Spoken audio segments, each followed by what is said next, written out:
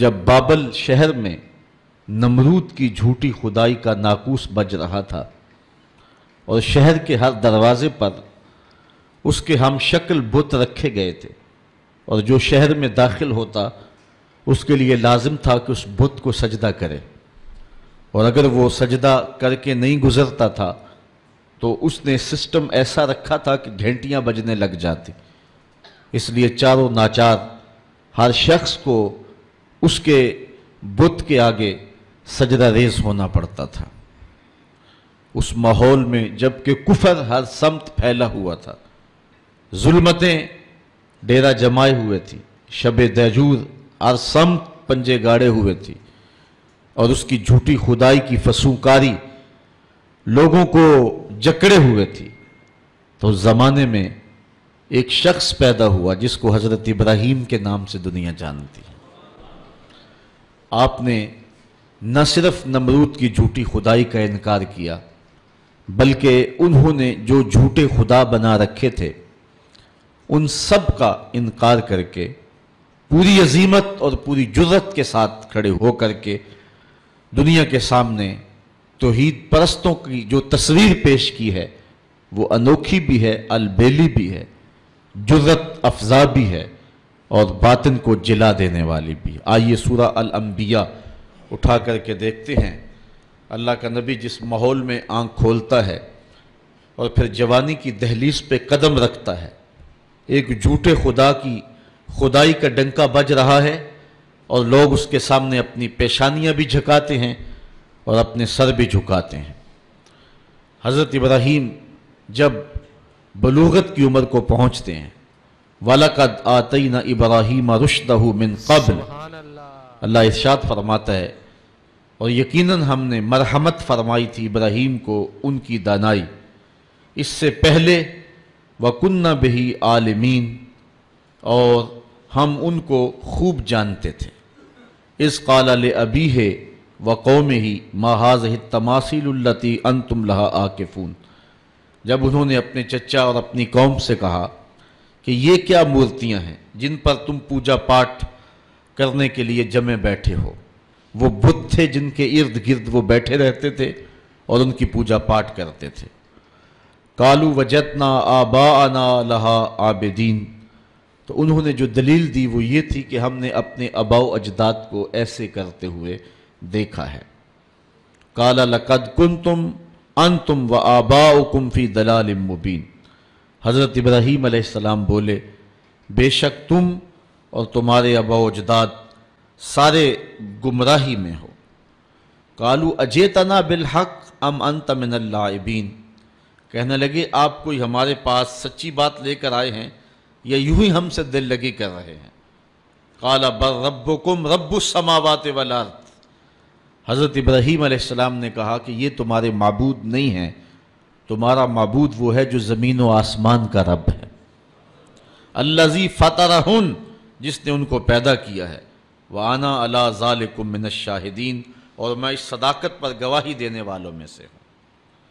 وَتَاللَّهِ لَأَكِيدَنَّ أَصْنَامَكُمْ بَعْدَ أَن تُوَلُّوا مُدْبِرِينَ، وہ ایک میلہ منعقد کیا کرتے تھے شہر سے باہر اور کچھ دن وہاں گزار کر کے آتے۔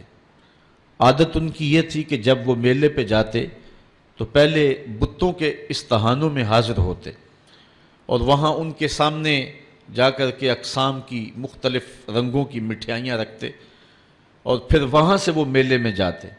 جب واپس پلٹتے تو سب سے پہلے وہ اپنے بت قدوں میں آتے اور اپنے بتوں کو سلام کرنے کے بعد پھر اپنے گھروں کو پلٹتے۔ ہمیں جو طریقہ دیا گیا ہے، میرے اور آپ کے آقا و مولا جب بھی کبھی سفر پہ تشریف لے جاتے تو حضور سب سے آخری منزل مسجد کو رکھتے تھے۔ مسجد سے نوافل پڑھنے کے بعد حضور سفر پر روانہ ہوتے، اور جب واپس حضور تشریف لاتے تو سب سے پہلے مسجد میں جلوہ فراز ہوتے۔ تو ان کا انداز اپنے بتوں کے لیے یہ تھا، اور اہل ایمان کا اپنے رب کے حضور شکرانے اور نذرانے اور محبتوں کے اظہار کا طریقہ یہ متعین اور مقرر کیا گیا ہے۔ خیر، انہوں نے حضرت ابراہیم کو بھی دعوت دی کہ آپ چلے اور ہمارے ساتھ میلے میں شریک ہوں۔ حضرت ابراہیم علیہ السلام نے کہا کہ میں تمہارے اس میلے میں کیسے شریک ہو سکتا ہوں جہاں بت پرستی ہوگی، میں تو تمہارے عمل اور رویے سے پہلے ہی بیزار ہوں۔ تو خیر وہ اپنے بتوں کے سامنے طرح طرح کی مٹھائیاں رکھ کر کے میلے پہ چلے گئے۔ انہیں سان گمان بھی نہیں تھا جو کچھ ہوا ان کے آنے کے بعد۔ حضرت ابراہیم علیہ السلام نے اس موقع کو غنیمت جانا اور ہاتھ میں کلہاڑا پکڑا۔ یہ سورہ الانبیاء ہے۔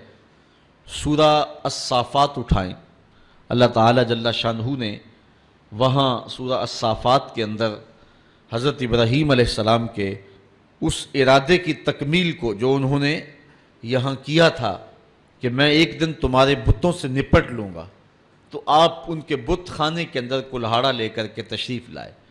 فراغ الی آلہتہم، ان کے بتوں کے پاس حضرت ابراہیم آئے۔ فقال الا تاکلون، ان کے سامنے انواع و اقسام کے کھانے پڑے تھے۔ حضرت ابراہیم علیہ السلام نے کہا کھاتے نہیں ہو؟ ان کی بے بسی کو ظاہر کرنے کے لیے یہ کہا کھاتے کیوں نہیں ہو؟ اب وہ بیچارے کیا جواب دیتے؟ پتھر اور مٹی کے بنے ہوئے مادوؤں کی منہ میں کون سی زبان تھی کہ جو ما فی الضمیر کا اظہار کر پاتے؟ تو حضرت ابراہیم علیہ السلام نے ان کی مسلسل خاموشی کے بعد فرمایا ما لکم لا تنطقون، بولتے کیوں نہیں ہو؟ فراغ علیہم ضربا بالیمین، یہ اللہ کے پیغمبر کا جلال ہے۔ آپ نے دائیں ہاتھ میں کلہاڑا پکڑ کے ان کے ٹکڑے ٹکڑے کر کے رکھ دیے۔ کسی کا کان کاٹ دیا، کسی کا سر کاٹ دیا، کسی کی ٹانگیں توڑ دیں، اور کسی کے بدن کے حصے بکھرے کر دیے، کسی کا ویسے ہی کچھ نہ چھوڑا، اس کے بالکل ٹکڑے کر دیے، بجری بنا کے رکھ دیے۔ لیکن ان کا جو بڑا بت تھا اس استحان کے اندر، اس کو کچھ نہ کہا اور کلہاڑا اس کے کندھے پہ رکھ دیا۔ اب قرآن مجید میں یہاں سورہ انبیاء میں جو اس واقعہ کو بیان کیا ہے وہاں انداز دیکھیے۔ آپ نے فرمایا وَتَاللَّهِ لَأَكِيدَنَّ أَصْنَامَكُمْ بَعْدَ أَن تُوَلُّوا مُدْبِرِينَ، جب تم پلٹ کے پیٹھ پھیرتے ہوئے آؤ گے تو میں تمہارے بتوں کے ساتھ جو ہے کوئی سلوک کروں گا، ان کا بندوبست کر لوں گا۔ فَجَعَلَهُمْ جُزَازًا، تو پس آپ نے ان کو ریزہ ریزہ کر ڈالا۔ إِلَّا كَبِيرًا لَهُمْ، لیکن جو ان کا بڑا بت تھا حضرت ابراہیم علیہ السلام نے اس کو کچھ نہیں کہا۔ یہ نہیں کہ اس پر غصہ نہیں تھا، بلکہ ایک حکمت تھی، اس قوم کو رسوا کرنا تھا اور اس قوم کو لاجواب کرنا تھا، ان کے سامنے ان بتوں کی حیثیت رکھنی تھی۔ تو حضرت ابراہیم علیہ السلام نے بڑے بت کو کچھ نہیں کہا۔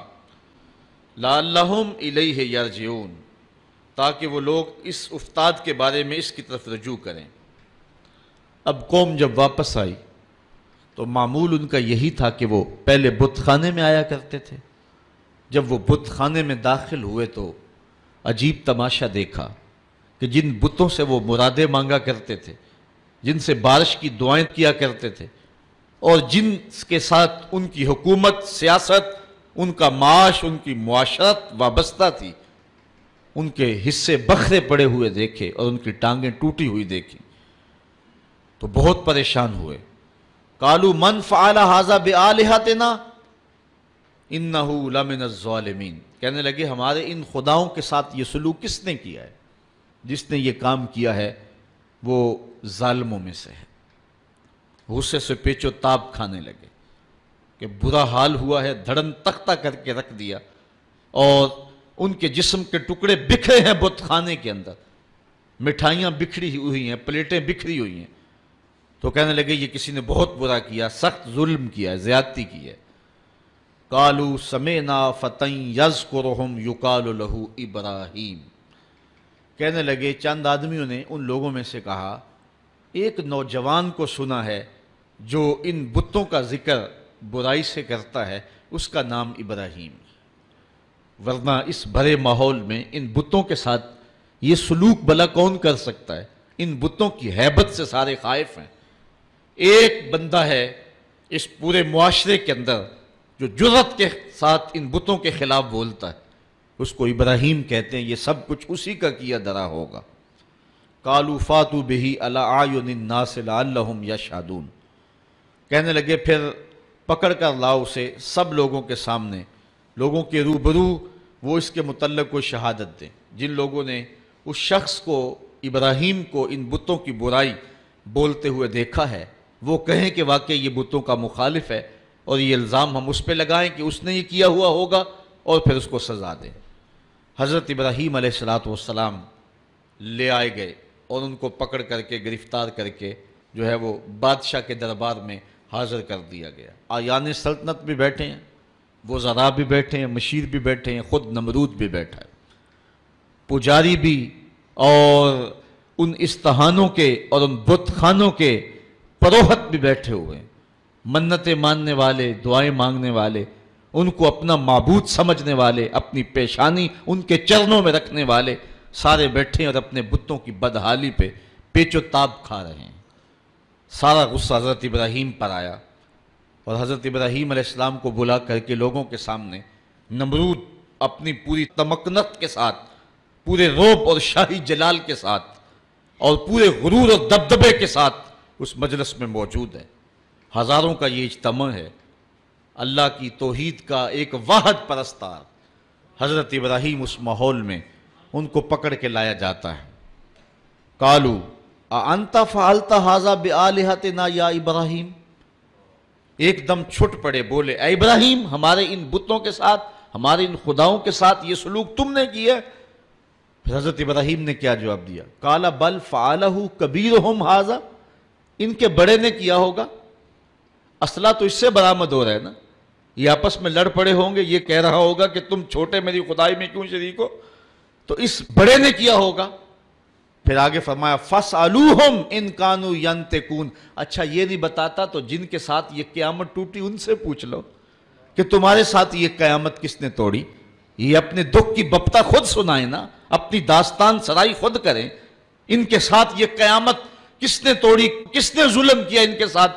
پہلے تو کلہاڑا جس سے برآمد ہو رہا ہے، ان کا جو بڑا ہے اس نے کیا ہوگا۔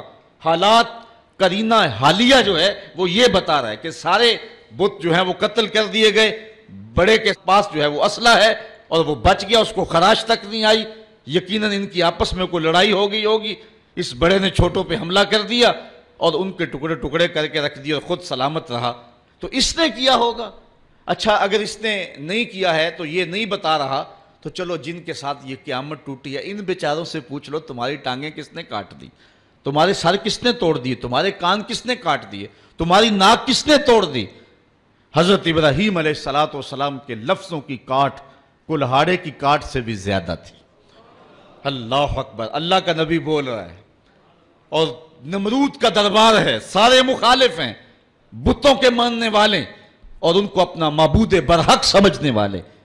ایک جوان اللہ کی توحید کا واحد پرستار میدان عمل میں کھڑا ہے۔ حضرت ابراہیم علیہ السلام نے ذرا لفظوں کی کاٹ دیکھیے اور حضرت ابراہیم کا لہجہ دیکھیے۔ قالا بل فعلہ کبیرہم ھذا، ان کے اس بڑے نے کیا ہوگا۔ فاسألوہم، اب کوئی وقفہ دیے بغیر، فا تاکیبیہ ہے اور ثم اور فا میں فرق یہ ہے کہ جب ثم بولا جاتا ہے تو اس میں تاکیب فی الفور نہیں ہوتی، اور جب فا عربی میں بولا جاتا ہے تو اس میں تاکیب فی الفور ہوتی ہے، یعنی ان کو وقفہ دیے بغیر ایک حملے کے اوپر دوسرا حملہ کیا۔ فاسألوہم، ان سے پوچھ لو، اور پھر بتوں کی بے بسی کو بھی ساتھ بیان کر کے فوراً کہا ان کانوا ینطقون، اگر یہ بولتے ہیں تو اپنی دکھ کی کہانی بیان کریں، اپنے درد اور اپنے دکھڑے کو بیان کریں کہ یہ قیامت ان پر کس نے توڑی ہے۔ فرجعوا الی انفسہم، پھر وہ اپنے اندر پلٹے، ضمیر تو ہوتا ہے، اندر سے آواز تو آتی ہے، پھر وہ اپنے ضمیر کی طرف پلٹے۔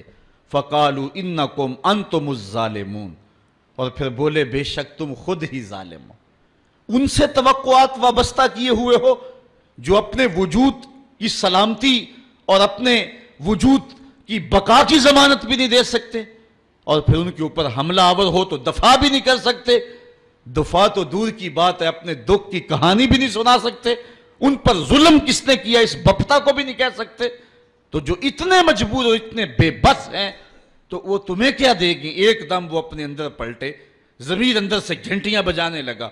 ابراہیم کھڑے ہیں اور اللہ کی توحید کا پیغام دے رہے ہیں، وہ اپنے اندر جھکے اور کہا کہ تم خود ہی ظالم ہو۔ ثم نکسوا علی رؤوسہم، پھر وہ اوندے ہو کر پلٹ گئے.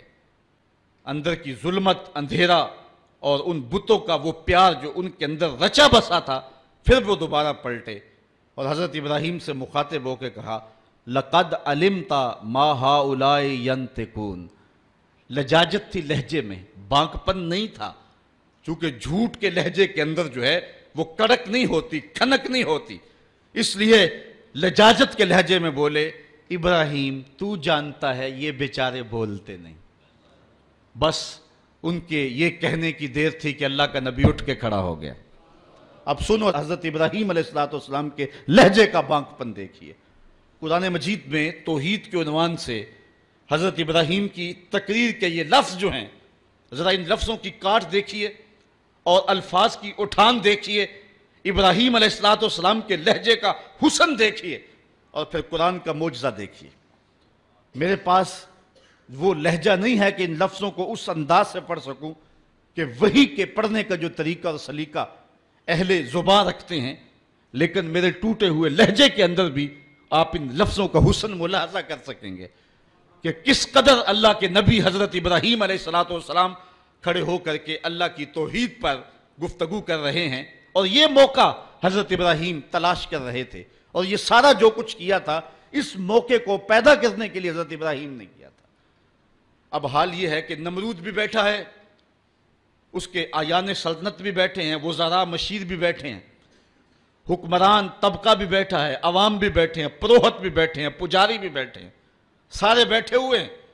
اور حضرت ابراہیم علیہ السلام جب حجت پوری کر لی اور ان کو کہا ان سے پوچھ لو، بڑے نے کیا ہوگا، اچھا یہ بولتے ہیں تو ان سے سوال کر لو، تو وہ اپنے ضمیر کی طرف لوٹے اور پھر پلٹ آئے دوبارہ گمراہی کی طرف. لہجے میں جو ہے وہ توتلا پن تھا، رک رک کے کہہ رہے تھے، لجاجت تھی، ٹپک رہی تھی لہجے کے اندر، بے بسی تھی. حکمران ہونے کے باوجود اتنا طبقہ ایک تنہا شخص سے مخاطب نہیں ہو رہا اور آنکھیں ملانے کے قابل نہیں ہے، جھکی نظریں ہیں، زبان بل کھا رہی ہے، لجاجت ہے، پیشانی اور بدن پہ پسینہ چھوٹا ہوا ہے، اور کفر کے یہ سرغنے لجاجت برے لہجے میں کہتے ہیں لَقَدْ عَلِمْتَ مَا هَؤُلَاءِ يَنْطِقُونَ. ابراہیم تو جانتا ہے یہ بیچارے بولتے تو نہیں، ان سے کیا پوچھیں، یہ تو بولتے نہیں ہیں. بس یہ کہنے کی دیر تھی، اللہ کا نبی کھڑا ہوا. اب سنو حضرت ابراہیم کا لہجہ. قَالَ أَفَتَعْبُدُونَ مِن دُونِ اللَّهِ مَا لَا يَنْفَعُكُمْ شَيْئًا وَلَا يَضُرُّكُمْ أُفٍّ لَكُمْ وَلِمَا تَعْبُدُونَ مِن دُونِ اللَّهِ أَفَلَا تَعْقِلُونَ. حضرت ابراہیم علیہ السلام نے فرمایا ان کو پوچھتے ہو اللہ کے علاوہ جو نہ نفع دے سکے نہ نقصان پہنچا سکے. اب ایک اور دیکھیے وار کلہاڑے کا، اُفٍّ لَكُمْ. ذرا دیکھیے کیسی کاٹ ہے، بیٹھے ہیں شاہب، وقت بھی سامنے بیٹھا ہوا ہے، اللہ کا نبی بول رہا ہے، ابراہیم علیہ السلام کے لہجے کے اندر جلال ہے، اور پورے رعب کے ساتھ اللہ کا نبی اللہ کی توحید کا پیغام دے رہا ہے. اُفٍّ لَكُمْ، افسوس ہے تمہارے جینے پہ، اُفٍّ لَكُمْ وَلِمَا تَعْبُدُونَ مِن دُونِ اللَّهِ، اور افسوس ہے تمہارے ان خداؤں پہ جن کو تم اللہ کے علاوہ پوچھتے ہو. افلا تاقلون، تمہاری کھوپڑی میں دماغ نہیں ہے، ان کو پوچھ رہے ہو جو اپنے دکھ کی کہانی بھی نہیں سنا سکتے. اب جب دلیل سے بات نہ ہو سکے اور جب کسی کے لفظوں کی کاٹ نہ کی جا سکے تو جو طاقتور لوگ ہوتے ہیں ان کا لہجہ دوسرا ہوتا ہے. جلا دو، ٹکڑے کر دو، مار دو، بوٹیاں نوچ لو. انہوں نے کہا قالو حرقوہ وانصروا آلہتکم ان کنتم فاعلین. آپس میں بولے اس کی زبان تو روکی نہیں جا سکتی، اس کے لہجے کا جواب تو دیا نہیں جا سکتا، اپنے بتوں کا دفاع تو ہو نہیں سکتا. ہمارے اس معاشرے میں یہ ایک شخص کھڑا ہو گیا اور ہمارے بتوں کے خلاف بول رہا ہے، اب اس کا جواب تو تم دے نہیں سکتے، اس طرح کرو کہ اس کو جلا کے راکھ کر دو. آج یہ ٹیری جونز نے امریکہ کے اندر کتاب رحمت کے ایک نسخے کو جلانے کا اعلان کیا ہے، یہ اپنی شکست کا اعلان کیا ہے. قرآن کی صداقت کے آگے بول نہیں سکا ہے. قرآن کا یہ نعرہ، اگر اس کتاب رحمت میں تمہیں شک ہے تو اس کی مثل ایک صورت ہی لا کے دکھاؤ. یہ قرآن کا چیلنج آج بھی موجود ہے. بیروت میں، شام میں، فلسطین میں، مصر میں اور اسرائیل کے اندر کتنے یہودی ہیں جو بائی برتھ عربی ہیں، اور وہ عربی کو اچھی طرح سے جانتے ہیں. یہ چیلنج ان کو دیا گیا ہے، لاؤ نا قرآن کی مثل ایک صورت. لیکن جب دلیل کی زبان بند ہو جائے اور انسان دلیل سے بات نہ کر سکے تو پھر اوچھے ہاتھ کنڈوں پہ اتر آتا ہے، پھر گالی اور گولی اس کا لہجہ ہوتا ہے، پھر وہ کہتا ہے جلا دو، ٹکڑے کر دو. تو حضرت ابراہیم علیہ السلام کے لیے انہوں نے سب نے مل کر کے یہ فتویٰ دیا، قالوا حرقوہ وانصروا آلہتکم، اس کو جلا دو اور اپنے معبودوں کو بچا لو. ان کنتم فاعلین، اگر تم کچھ کر سکتے ہو تو یہی راستہ تمہارے پاس رہ گیا ہے. اگر اپنے خداؤں کا دفاع کرنا ہے تو پھر اس کی زبان بند کرنے کے لیے یہی طریقہ ہے کہ اس کو آگ میں جلا دیا جائے. اب آگ کا آلہ روشن کر دیا گیا. حضرت ابراہیم کو تلوار کی ایک ضرب سے بھی کاٹنے کا اہتمام کیا جا سکتا تھا، لیکن رنگ کوئی اور تھے اور رب کو کچھ اور منظور تھا. ایک چخا تیار کی گئی اور مفسرین لکھتے ہیں کہ اتنی بڑی تھی کہ اگر اوپر سے فضا سے کوئی پرندہ گزرتا اور اس سے اٹھنے والی گرمی اور حرارت اور حدت سے وہ جل بن کر کے کباب بن کر کے نیچے جو ہے وہ گر جاتا. اب جب چخا جلالی روشن کر لی، اب ابراہیم علیہ السلام گرفتار ہیں اور ان کو پکڑ کے آگ میں ڈالیں تو کیسے ڈالیں، قریب تو جایا نہیں جاتا. ایک منجنیق تیار کی، اس کے ایک پلڑے میں حضرت ابراہیم علیہ السلام کو بٹھایا، ان کے بدن پہ رسیاں جو ہے وہ باندھی اور ان کو جکڑ کر کے اس منجیق میں رکھا کہ اس کو گھما کر کے اس آگ میں ڈال دیں گے. جب منجیق کو گھمایا جانے لگا، کارکنان قضاء و قدر میں کوہرام مچ گیا. مالک اس دھرتی پہ تیرا ایک ہی تو پرستار ہے، تیرا ایک ہی تو پوجنے والا ہے، اگر یہ بھی نہ رہا تو پھر تیری توحید کا اعلان کون کرے گا. لیکن فطرت مسکرا کے کچھ اور کہہ رہی تھی، فانوس بن کے جس کی حفاظت ہوا کرے، وہ شمع کیا بجھے جسے روشن خدا کرے. حضرت ابراہیم علیہ السلام اس منجیق میں ڈال لیے گئے. ذرا دیکھیے توحید پرست کا لہجہ، جس دھج سے کوئی مقتل میں گیا وہ شان سلامت رہتی ہے، اس جان کی کچھ پرواہ ہی نہیں، یہ جان تو آنی جانی ہے. ابراہیم علیہ السلام کے بارے میں ان کا خیال تھا کہ جب جلتی ہوئی آگ کے بھڑکتے ہوئے شعلے دیکھیں گے تو اپنے موقف سے رجوع کر لیں گے، لیکن جن کے اندر چراغ توحید روشن ہو بھلا وہ ان بھڑکتے ہوئے شعلوں کو خاطر میں کیسے لاتے ہیں. حضرت ابراہیم علیہ السلام چرخی میں بیٹھے اور جب اس چرخی کو گھمایا گیا حضرت جبریل امین حاضر ہو گئے. عرض کہی، اے ابراہیم، میں اللہ کے ہاں قرب خاص رکھتا ہوں اور میرا آنا جانا سدرہ تک ہے، اگر اللہ سے کچھ کہنا ہے تو مجھے کہیے، میں اللہ کی بارگاہ میں عرض کر دیتا ہوں. تو حضرت سیدنا ابراہیم علیہ السلام بولے کہ اے جبریل، تیری مہربانی پیشکش کی، مجھے تیرے سے کوئی حاجت نہیں ہے. جبریل نے عرض کی کہ اچھا چلو اپنے رب سے خود ہی عرض کر لیجئے، اس مشکل اور آڑے وقت میں آپ کی حفاظت کی جائے. آپ کی حفاظت اس قاض کی حفاظت ہے، آپ کا بچ جانا دین اسلام کا بچ جانا ہے، اس لیے آپ خود عرض کر لیجئے. حضرت ابراہیم بولے، اے جبریل امین، مجھے یہ بتاؤ، کافروں کے دل میں یہ بات کس نے ڈالی کہ میرے لیے آگ کے یہ الاؤ روشن کیے جائیں؟ کہا رب جلیل نے. کہا اگر جلیل کی یہ مرضی ہے تو پھر خلیل کی بھی یہی مرضی. جے سونا میرے دکھ وچ راضی تے میں سکھ نو چلے ڈاواں، اگر اس کی رضا ہے کہ میں جلوں تو میں 100 بار جلنے کے لیے تیار ہوں.